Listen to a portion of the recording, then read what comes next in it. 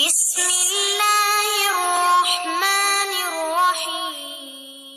السلام علیکم ورحمۃ اللہ وبرکاتہ۔ سپریڈ اسلامک انفارمیشن چینل کی طرف سے 7 عادات ایسی ہیں جو انسان کو رسوا کر دیتی ہیں۔ نمبر 1، بد چلن سے دوستی کرنا۔ نمبر 2، دعوت میں بن بلائے جانا، یعنی اگر آپ کو دعوت پہ بلایا نہیں گیا تو آپ بن بلائے ہی دعوت میں شامل ہو جائیں۔ نمبر 3، دوسروں کی باتوں میں دخل دینا۔